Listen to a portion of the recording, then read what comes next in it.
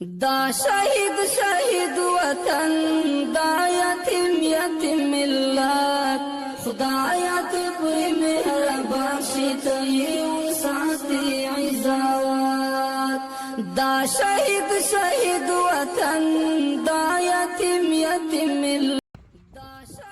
بسم الله الرحمن الرحیم. السلام علیکم ورحمت الله وبرکاتہ. قدرمنو هیوادوالو په دې هیله چې ښه یاستئ.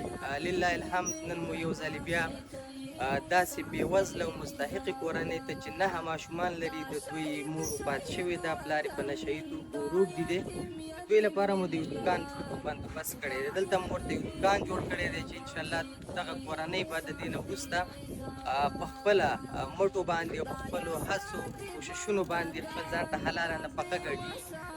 قدرمنو هیوادوالو، د یادونې وړ ده چې دغه کورنۍ تقریبا د 2 کلونو راهیسې موږ دوی سره د هره میاشت کې د خوراکي توکو مرسته کوو. د دې نه وروسته مو چې دوی ته د دوکان بندوبست کړی دی، دوکان مو ورته جوړ کړی دی، انشاءالله دوی به وکولی شي چې په خپله د خپل کور دپاره حلاله نفقه وګټي. ورځو او دغه دوکان ګورو، تاسو دی ښې. الله تعالی دې ستاسو دغه صدقه په خپل دربار کې قبوله وکړي.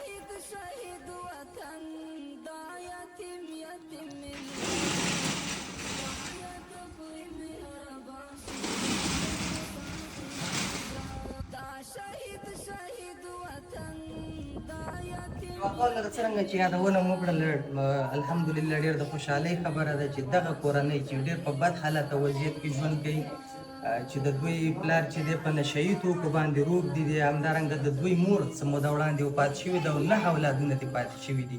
دوی هېڅوک د کور سرپرست نه لري. مشر هلک چې دغه به تاسو وګورئ چې څومره دی. دلته مو لله الحمد ستاسو په مرسته او همکارۍ باندې دغه دوکان جوړ کړی دی. تاسو ګورئ چې دغه دوکان کې مشروبات ورسره هر قسم دغه سودا راوړې ده، دلته مو اچولې ده. انشاءالله دوی به وکولی شي د دې نه وروسته چې بل ته د لاس نیولو څخه وژغورلی شي، یا مثلا دوی وکولی شي چې بل ته لاس ونه نیسي، بل ته سوال ونه کړي او په خپله د خپل ځان لپاره حلاله نفقه پیدا کړي. دا شهید وطن دا یتیم ملت خدایا ته پر مهربان شي ته ساتي عزت دا شهید.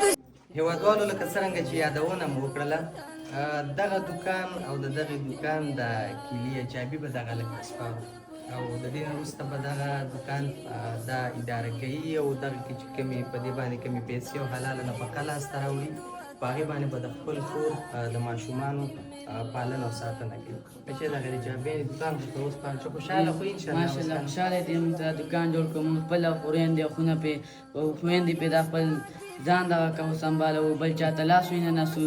په خوشحالۍ سره موږ خپل دا دوکان سر ته ورسوو، خپل رزق او پیسې ته وګټو. ماشاءالله الله دې له اجر او جنتونه ورکړي. جزاک الله. قدرمنو هیوادوالو، الله تعالی دې ستاسو صدقه په خپل دربار کې قبول او منظور کړي. د افغانستان د بیا رغولو خیریه موسسې همکاران او کارکوونکي تل هڅه کوي چې د هیواد په دننه دغسې بېوزله کورنیو ته، دغسې غریبو هیوادوالو ته چې هغوی کولی شي چې په خپل کار وکړي، خو هغوی د مالي توان او وس نه لري، دغې خلکو دپاره دغسې د کوچنیو کاروبارونو زمینه برابره کړي تر څو دوی وکولی شي په خپله د خپل کور لپاره حلاله نفقه وګټي.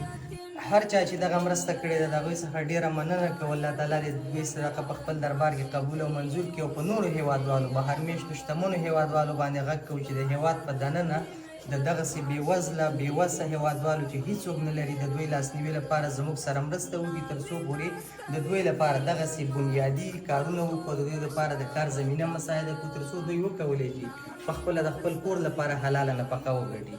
دا شهید وطن دا یتیم ملت خدایا